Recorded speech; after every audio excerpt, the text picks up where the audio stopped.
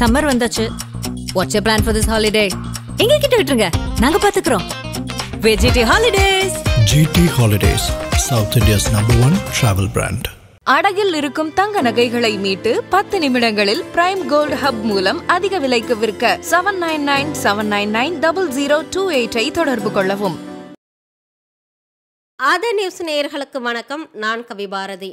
இன்று காலை Israel Iran மீது தாக்குதல் நடத்தியிருக்கிறாங்க. இந்த தாக்குதல் எதை குறிவைத்து நடத்தப்பட்டது அப்படின்னா, ஈரானில் இருக்கக்கூடிய அணு ஆராய்ச்சி நிலையங்களையும் அதனுடைய இராணுவ தளங்களையும் நோக்கி இந்த தாக்குதல் நடத்தப்பட்டிருக்குது.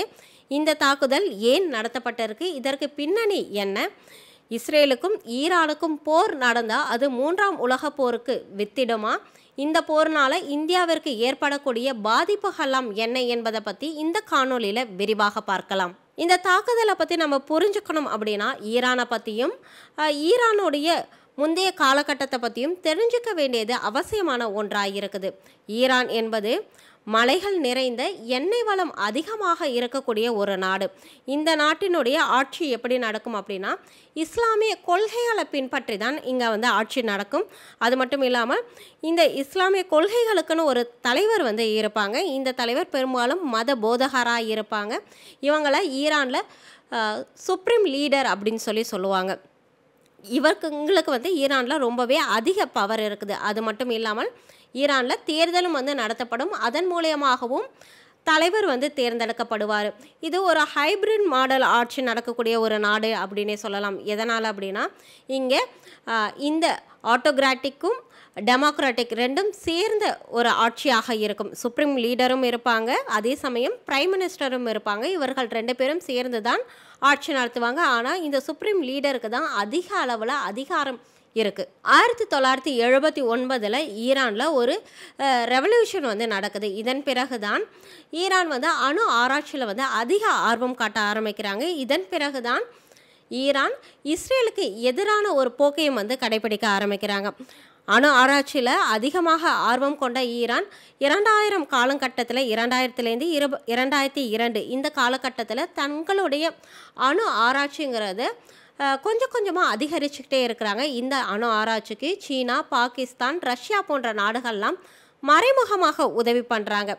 இதனால் அங்கே நடக்கக்கூடிய இந்த அணு ஆராய்ச்சிங்கிறது ரொம்பவே வேகமாக நடந்து கொண்டே இருக்குது. 2000 ஆரம்பித்த இந்த அணு ஆராய்ச்சிங்கிறது 2013 ஈரானுடைய அணு ஆராய்ச்சிங்கிறது ஒரு உச்சக்கட்டத்தை அடைஞ்சிச்சு. 2000 ஆரம்பித்தா அந்த அணு ஆராய்ச்சிங்கிறது 2013 கிட்டத்தட்ட ஒரு அணு ஆயுதத்தையே தயாரிக்கிற அளவுக்கு ரிஃபைனிங் ஃபெசிலிட்டிஸ் அவங்க கிட்ட இருந்துச்சு. அணு ஆயுதம் தயாரிக்கணும்னா அதற்கு முக்கிய மூலப்பொருளாக ஒரு பொருள் தேவை. அதுதான் யுரேனியம் 235. இந்த யுரேனியம் 235ங்கிறது யுரேனியத்தோட ஒரு ஐசோட்டோப்பாக பார்க்கப்படுது. ஆனால் நமக்கு நேச்சுரலாக கிடைக்கக்கூடிய யுரேனியம்ங்கிறது யுரேனியம் 233 தான் கிடைக்கும். இந்த யுரேனியம் 233 கான்சன்ட்ரேட் பண்ணி தான் இந்த யுரேனியம் 235 அப்படிங்கிறத கொண்டு வருவாங்க. ஆனால் இதற்கான ப்ராசஸ் இதை கான்சன்ட்ரேட் பண்ணக்கூடிய ப்ராசஸ்ங்கிறது ரொம்பவே கஷ்டமான ஒன்றாக இருக்குது. ஈரான் அணு ஆராய்ச்சி பண்ணும் பொழுது எதற்காக இந்த அணு ஆராய்ச்சி பண்ணுறோம் அப்படின்னு சொல்லியிருந்தாங்க அப்படின்னா, நாங்கள் அணு ஊளைகள் தயாரிக்க போகிறோம். இந்த அணு ஊளைகள் எப்படி செயல்படும் அப்படின்னா, இந்த யுரேனியத்தை பயன்படுத்தி கண்ட்ரோல்டு நியூக்ளியர் ஃபிஷன் ரியாக்ஷன் நடைபெறும். இதனால் அதிக அளவில் வெப்பம் வெளியேறும். இந்த வெப்பத்தை எரிபொருளாக பயன்படுத்தி நீரை ஆவியாக்குவாங்க. இந்த நீராவிங்கிறது டர்பைன்களை சுழல செய்யும். இதன் மூலயமா மின்சாரம்ங்கிறது உற்பத்தி செய்யப்படும். இந்த மின்சாரம் அதாவது சிவிலியன் யூஸ்க்காக தான் நாங்கள் இந்த அணு ஆராய்ச்சியை பண்ணிக்கிட்டே இருக்கோம் அப்படின்னு ஈரான் தரப்பிலிருந்து சொல்லப்பட்டுச்சு.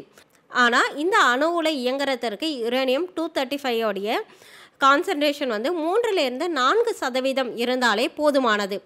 ஆனால் ஈரான் கிட்ட 2013 கிட்டத்தட்ட 20% யுரேனியம் கான்சன்ட்ரேஷன் இருந்துச்சு. இது வெஸ்டர்ன் கண்ட்ரிக்கு கொஞ்சம் கூட பிடிக்கவே இல்லை. எதனால் அப்படின்னா, USA, Russia, China, England, France இவங்கெல்லாம் இதற்கு கடுமையாக எதிர்ப்பு தெரிவித்தாங்க. இதற்கு காரணம் என்னவா பார்க்கப்பட்டுச்சு அப்படின்னா, இந்த நாடுகள் புதுசாக எந்த நாடுகள்கிட்டையுமே அணு ஆயுதம் இருக்கக்கூடாது அப்படின்னு நினச்சாங்க. இதனால் ஈரான் மேலே கடும் கோபம் அடைந்து அவங்க மேலே நிறைய தடைகள் விதிக்க ஆரம்பித்தாங்க. என்ன அப்படின்னா, நான் ஆல்ரெடி சொல்லியிருந்த மாதிரி ஈரானுங்கிறது எண்ணெய் வளம் அதிகமாக இருக்கக்கூடிய ஒரு நாடு. ஆனால் இந்த நாட்டுக்கிட்டேருந்து மற்ற நாடுகள் யாருமே வந்துட்டு எண்ணெயோ குருடாயிலோ வந்து வாங்கக்கூடாது. அது மட்டும் இல்லாமல் டெக்னாலஜியை வந்து மற்ற நாடுகள் டெக்னாலஜியோ போர் ஆயுதங்களோ இதை போல் எதுவுமே மற்ற நாடுகள் ஈரானுக்கு வழங்கக்கூடாது அப்படின்னு போன்ற பொருளாதார தடையை வந்து விதிச்சிருந்தாங்க. இதன் பிறகு ஈரான் பல கட்ட பேச்சுவார்த்தைகள் நடத்தினாங்க. இந்த பேச்சுவார்த்தைகளின் முடிவில் 2015 ஒரு ஒப்பந்தம் வந்து போடப்பட்டுச்சு. அந்த ஒப்பந்தம் என்ன அப்படின்னு பார்த்தோன்னா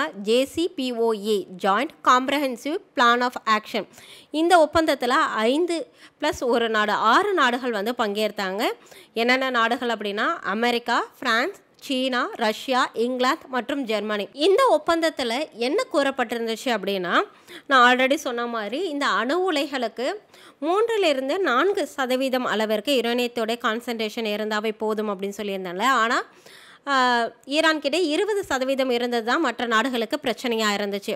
இந்த ஒப்பந்தத்தின் மூலயமா ஈரான் யுரேனியத்தோட செறிவு 3.67% மட்டும்தான் பயன்படுத்தணும். பசுமை யுரேனியத்தை 300 கிலோ வரைக்கும் தான் பயன்படுத்தணும். அது மட்டும் இல்லாமல் IR-1 வகை சென்ட்ரிஃபியூஜ்களை மட்டும்தான் பயன்படுத்தணும் அப்படின்னு சொல்லி இந்த ஒப்பந்தத்தில் வந்து கையெழுத்தாச்சு. அது மட்டும் இல்லாமல் இவங்க இதெல்லாம் கரெக்டாக தான் பண்ணுறாங்களா அப்படிங்கிறத கண்காணிக்கிறதுக்காக ஒரு கண்காணிப்பு குழுவையும் வந்து அவங்க வந்து நியமிச்சிருந்தாங்க. அது IAEA, international atomic energy agency. இவங்க வந்து இந்த ஒப்பந்தத்தில் இவங்க வந்து சரியாக பின்பற்றாங்களா அப்படிங்கிறத ஆய்வு பண்ணுறதுக்காக நியமித்த ஒரு ஏஜென்சியாக இருந்தாங்க. இதை அனைத்திற்குமே ஈரானும் ஒப்புக்கொண்டாங்க. அதன்படி தான் ஈரானும் வந்து நடந்துக்கிட்டே இருந்தாங்க. ஆனால் இது எது வரைக்கும் நீடிச்சிச்சு அப்படின்னா 2018 அமெரிக்காவினுடைய பிரதமராக டொனால்ட் ட்ரம்ப் அவர்கள் வந்து பதவியேற்றாங்க. அவர் பதவியேற்ற உடனே இந்த ஒப்பந்தம் இருக்குது இல்லையா, இந்த ஈரான் அணு உலை ஒப்பந்தம் இருக்குது இல்லையா, நியூக்ளியர் ஒப்பந்தத்தைலேருந்து நாங்கள் விலகுறோம் அப்படின்னு சொல்லி ஒரு அறிவிப்பை வந்து வெளியிட்டிருந்தாங்க. இந்த ஒப்பந்தம்ங்கிறது 5 நாடுகள் சேர்ந்து கையெழுத்திடப்பட்ட ஒரு ஒப்பந்தமாக இருந்துச்சு. ஆனால் மற்ற நாடுகள்கிட்டலாம் கேட்காம தன்னிச்சையாக இந்த ஒப்பந்தத்திலேருந்து நாங்கள் வந்து விலகுறோம் அப்படின்னு சொல்லியிருந்தாரு. அதோடு நிற்காம மறுபடியும் ஈரான் மேலே நிறைய சாங்ஷன்ஸ் வந்து போட்டிருந்தார். என்ன அப்படின்னா, உலக வர்த்தகம் வந்து US டாலரில் தான் வந்து பண்ணிகிட்டு இருக்கிறாங்க. ஆனால் US டாலரை பயன்படுத்தி ஈரான் கூட யாரும் வர்த்தகம் வந்து பண்ணக்கூடாது, மறுபடியும் அங்கே இருக்கக்கூடிய எண்ணெயை வந்து வாங்கக்கூடாது, அவங்கக்கிட்ட எந்த டெக்னாலஜியும் ப்ரொவைட் பண்ணக்கூடாது போன்ற சாங்ஷன்ஸை வந்து விதிச்சிருந்தாங்க. ஆனால் இவர் வெளியேறினதற்கு பிறகுமே ஈரான் இந்த ஒப்பந்தத்தை வந்து கடைபிடிச்சிட்டு தான் இருந்தாங்க. எது வரைக்கும் அப்படின்னு பார்த்தோன்னா 2020 வரைக்கும். 2020 ஜனவரியில் ஒரு மிகப்பெரிய ஒரு சம்பவம் நடந்துச்சு. என்ன அப்படின்னா, 2020 ஜனவரியில் குசைம் சுலைமானி இவர் யார் அப்படின்னு கேட்டோன்னா, ஈரானுடைய இராணுவ ஜெனரல். இவர் வந்து மொத்தம் 5 பிரிவு இருக்குது. அதில் ஒரு பிரிவுக்கு தலைவராக இருந்தார். ரொம்பவே பிரபலமான ஒரு இராணுவ ஜெனரலாக இருந்தார்.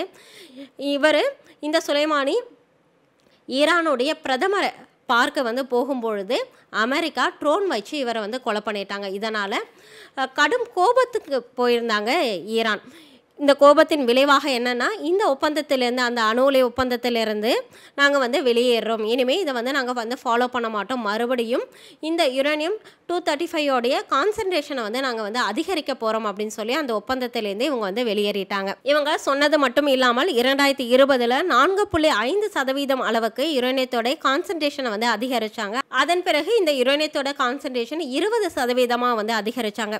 2024 கணக்குப்படி பார்க்க போனோன்னா இவங்க யுரேனியம் 235 கான்சன்ட்ரேஷனை 60% அளவிற்கு வந்து அதிகரிச்சிருக்கிறாங்க.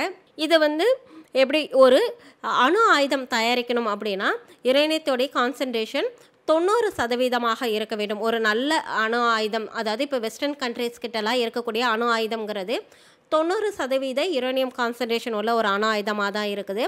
ஆனால் 60%லையும் வந்து அணு ஆயுதத்தை வந்து உருவாக்க முடியும். ஆனால் அதற்கு வந்து கிரிட்டிக்கல் மார்க்ஸ் அதிக அளவில் வந்து யுரேனியம் வந்து தேவைப்படும். இன்னும் கொஞ்ச நாளில் ஈரான் வந்து அந்த கான்சன்ட்ரேஷனும் வந்து மீட் பண்ணிடுவாங்க. அதாவது 90% வந்துட்டு அவங்க அணு ஆயுதங்கள் வந்து ரெடி பண்ணிடுவாங்க. அப்படிங்கிறதுக்காக மறுபடியும் தற்போது அமெரிக்கா வந்து ஈரான் கூட பேச்சுவார்த்தைகளுக்கு வந்து தயாராக இருக்கிறாங்க. மறுபடியும் அமெரிக்காவுக்கும் ஈரானுக்கும் இடையில வந்து ஒரு நியூக்ளியர் ஒப்பந்தம் கையெழுத்து ஆக போகிறதா வந்து கூறப்பட்ட அதற்கான பேச்சுவார்த்தைகளையும் வந்து அவங்க தொடங்கிட்டாங்க. இந்த பேச்சுவார்த்தைங்கிறது பல கட்டங்களாக நடந்து கொண்டிருந்துச்சு. ஏப்ரல் 12 ஒமானில் 1ஆம் கட்ட பேச்சுவார்த்தை நடந்துச்சு. அதுக்கப்புறம் ஏப்ரல் 19 இத்தாலியில் 2வது கட்ட பேச்சுவார்த்தை நடந்துச்சு. ஏப்ரல் 26 ஒமானில் 3வது கட்ட பேச்சுவார்த்தை நடந்துச்சு. கடைசி இறுதி கட்ட பேச்சுவார்த்தையாக ஜூன் 15 அன்னைக்கு வந்து பேச்சுவார்த்தைகள் முடிந்து இந்த ஒப்பந்தம் கையெழுத்திடப்படலாம் அப்படின்னு சொல்லி கூறப்பட்டிருந்துச்சு. இது போன்ற ஒரு நிலையில தான் தற்போது இஸ்ரேல் ஈரான் மீது வந்து தாக்குதல் நடத்தியிருக்கிறாங்க. அவங்க சொல்லக்கூடிய காரணம் என்னவா இருந்துச்சு அப்படின்னா, இன்னும் இந்த 3 நாட்களுக்குள்ளேயே ஈரான் வந்து அணு ஆயுதத்தை வந்து தயாரிச்சிடுவாங்க. அவங்கக்கிட்ட 60% கான்சன்ட்ரேஷன் இல்லை, கிட்டத்தட்ட 87.5% அளவிற்கு வந்து யுரேனியம் 235 கான்சன்ட்ரேஷன் இருக்குது. இதனால் நீங்கள் இந்த ஒப்பந்தம் போகிறதுக்கு முன்னாடியே அவங்க வந்து அணு ஆயுதத்தை தயாரித்து முடிச்சிடுவாங்க அப்படின்னு சொல்லி குற்றம் சாட்டி தான் இந்த தாக்குதலுங்கிறது வந்து நடத்தப்பட்டு இருக்குது. இஸ்ரேல் கிட்டேயும் அணு ஆயுதம் இருக்குது அப்படின்னு உலக நாடுகள்லாம் நம்புகிறாங்க. ஆனால் இது வரைக்கும் இஸ்ரேல் வந்து எந்த இடத்துலையுமே அஃபிஷியலாக டிக்ளேர் பண்ணல தங்கக்கிட்ட அணு ஆயுதம் இருக்குது அப்படின்ட்டு. ஆனால் இஸ்ரேலுடைய எதிரி நாடாக இருக்கக்கூடிய ஈரான் கிட்ட அணு ஆயுதம் வந்துடுச்சுன்னா இது எப்போது வேணாலும் அவங்களுக்கு பாதகமாக மாறலாம்ங்கிற போக்கில் ஆப்ரேஷன் ரைசிங் லைன் என்ற பேரில் இந்த தாக்குதல் வந்து அவங்க நடத்திருக்கிறாங்க. இந்த தாக்குதல் எங்கெல்லாம் நடத்தப்பட்டிருக்கு அப்படின்னு பார்த்தோன்னா, ஈரானுடைய தலைநகர் தெஹரான் மற்றும் அதனை சுற்றி இருக்கக்கூடிய இராணுவ தளங்கள், நடான்ஸ் நகரம், இங்கே தான் யுரேனியத்தை செறிவூட்டக்கூடிய நிலையங்கள் வந்து இருக்குது. இங்கேயும் தாக்குதல் நடந்திருக்கிறதா சொல்லப்பட்டிருக்குது. டப்ரிஸ் நகரம், இங்கேயும் ஒரு அணு ஆய்வு மையம் வந்து இருக்குது. இதற்கு அருகில் இருக்கக்கூடிய இராணுவ முகாம்கள் மீதும் வந்து தாக்குதல் நடத்திட்டு இருக்காங்க. தெஹரானுக்கு தெற்கில் அமைந்துள்ள இஸ்பஹான் நகரம் மீதும் தாக்குதல் நடத்தியிருக்கு. தெஹ்ரானுக்கு தெற்கில் இருக்கக்கூடிய அராக் நகரத்தின் மீதும் தாக்குதல் நடத்தப்பட்டு இருக்குது. இதுதான் தற்போது வெளியாகி இருக்கக்கூடிய செய்தி. இந்த தாக்குதலில் ஈரானின் ஆயுதப்படை தலைமை சிப்பாயி முகமது பஹேரி உயிரிழந்ததாக அந்த நாட்டு நிறுவனமே வந்து அறிவிச்சிருக்கிறாங்க. அது மட்டும் இல்லாமல் மேஜர் ஜெனரல் கொலாம் அலி ரஷீதும் உயிரிழந்திருக்கிறது உறுதி செய்யப்பட்டிருக்குது. அது மட்டும் இல்லாமல் இதில் சில ரிசர்ச் அறிவியல் ஆய்வாளர்களும் வந்து உயிரிழந்திருக்கிறதா கூறப்பட்டிருக்குது. இதனால் ஈரான் இஸ்ரேல் மீது வந்து பயங்கர கோபத்தில் இருக்கிறாங்க. இந்த தாக்குதலுக்கு பதில் தாக்குதல் நடத்த தங்களுக்கு எல்லா உரிமைகளும் இருக்குது அப்படின்னு சொல்லியிருக்கிறாங்க. அது மட்டும் இல்லாமல் இந்த தாக்குதலுங்கிறது அமெரிக்காவினுடைய ஒத்துழைப்பினால தான் வந்து நடந்திருக்கு. அமெரிக்காவினுடைய தூண்டுதலின் பேரில் தான் இஸ்ரேல் ஈரான் மீது வந்து தாக்குதல் நடத்திருக்கிறாங்க அப்படின்னு சொல்லப்படுது. அதற்கு காரணம் என்னவா பார்க்கப்பட்டுச்சு அப்படின்னா, இந்த தாக்குதல் நடக்கிறதுக்கு 2 நாட்களுக்கு முன்னாடி மிடில் ஈஸ்டில் இருக்கக்கூடிய அமெரிக்கன்ஸ் எல்லாம் உடனடியாக வெளியேறும்படி வந்து ட்ரம்ப் வந்து அறிவுறுத்தியிருந்தார். அது மட்டும் இல்லாமல் அந்த பகுதியில் இருக்கக்கூடிய டிப்ளமேட்ஸும் அதிரடியாக வந்து அமெரிக்கா வந்து குறைக்க ஆரம்பிச்சிருக்குது. இதனை வைத்து தான் ஈரான் இந்த தாக்குதல் பற்றி முன்பே வந்து அமெரிக்காவுக்கு தெரிஞ்சிருக்கு. அமெரிக்காவினுடைய தூண்டுதல்னால தான் ஈரான் மீது இந்த தாக்குதல் நடத்தப்பட்டிருக்கு அப்படின்னு சொல்லியிருக்கிறாங்க. ஆனால் இதற்கு அமெரிக்காவினுடைய வெளியுறவு செயலாளராக இருக்கக்கூடிய மார்க்கோ ரூபியோ இந்த தாக்குதலுக்கும் எங்களுக்கும் எந்த விதமான சம்பந்தமும் இல்லை அப்படின்னு சொல்லியிருக்கிறாங்க. அமெரிக்காவினுடைய அதிபராக இருக்கக்கூடிய டொனால்ட் ட்ரம்ப் என்ன சொல்லியிருக்கிறார் அப்படின்னா, இந்த தாக்குதல் பற்றி முன்பே எங்களுக்கு வந்து தகவல் கிடச்சிச்சு, ஆனால் இந்த தாக்குதலில் அமெரிக்க இராணுவங்கிறது ஈடுபடலை அப்படின்னு சொல்லியிருக்கிறாங்க. இன்னொரு விஷயம் என்ன அப்படின்னு பார்த்தோன்னா, உலகத்தில் எங்கே எந்த தாக்குதல் நடந்தாலுமே அமெரிக்கா அதற்கு எதிராக உடனே கண்டனங்களை வந்து தெரிவிக்கும். ஆனால் இந்த தாக்குதல் நடந்ததற்கு பிறகு அமெரிக்கா எந்த விதமான கண்டனங்களையும் தெரிவிக்கல. அதே நேரத்தில் இஸ்ரேலுக்கு வந்து ஆதரவும் தெரிவிக்கல. இஸ்ரேலும் அமெரிக்காவும் நல்ல நட்புறவில் இருக்கக்கூடிய ஒரு நாடுகள். இஸ்ரேலுக்கு ஆதரவாகவும் அவங்க வந்து இது வரைக்கும் எந்த பதிவும் வந்து வெளியிடலை. இஸ்ரேலுக்கு கண்டனம் தெரிவித்தும் இது வரைக்கும் அவங்க எந்த பதிவும் வந்து வெளியிடலை. இப்படி இருக்கக்கூடிய ஒரு காலகட்டத்தில் இப்போது நம்ம தற்போது பேசிக்கொண்டு இருக்கக்கூடிய இந்த நேரத்தில் இஸ்ரேல் மீது 100 ஏவுகணைகள் ஈரான் வந்து தாக்கியிருக்காங்க அப்படிங்கிற ஒரு செய்தியும் வந்து வெளிவந்திருக்குது. இதை பற்றின முழு விவரங்களும் இன்னும் வெளியிடப்படலை. இஸ்ரேலுக்கும் ஈரானுக்கும் இடையான போர் வந்து அதிகரிச்சிச்சு அப்படின்னா அது 3ஆம் உலக போருக்கு கூட வித்திடலாம் அப்படின்னு சொல்லப்படுது. எதனால் அப்படின்னா, இஸ்ரேலும் ஈரானும் இது வரைக்கும் நேரடியாக வந்து எந்த சண்டையிலையுமே வந்து ஈடுபட்டது இல்லை. இது வந்து ஒரு ப்ராக்சி முறையில் தான் வந்து ஈடுபட்டு இருந்தாங்க. எப்படி அப்படின்னா, ஈரான் இஸ்ரேலுக்கு எதிரான பயங்கரவாத அமைப்புகளுக்கு வந்து ஆதரவு அளிச்சிருந்தாங்க. ஹமாஸ், கெசபுல்லா போன்ற பயங்கரவாத அமைப்புகள்லாம் வந்து இஸ்ரேலுக்கு எதிரான அமைப்புகள். இந்த அமைப்புகளுக்கு ஈரான் வந்து ஆதரவு தெரிவித்து ஒரு மாதிரி ப்ராக்சி முறையில் தான் வந்து போர் பண்ணிகிட்டு இருந்தாங்க. எது வரைக்கும் அப்படின்னா 2024 வரைக்கும். 2024 இஸ்ரேல் பாலஸ்தீனத்தில் இருக்கக்கூடிய காசா மீது வந்து தாக்குதல் நடத்தினாங்க. அப்பொழுதுதான் முதல் முறையாக நேரடியாக ஈரான் இஸ்ரேல் மீது வந்து தாக்குதல் நடத்தியிருந்தாங்க. ஆனால் அப்பொழுதுமே வந்து பதிலுக்கு இஸ்ரேல் ஈரான் மீது வந்து தாக்குதல் நடத்தலை. ஆனால் தற்போது 2 நாடுகளும் வந்து நேரடியாக வந்து சண்டை போட போகிறாங்க.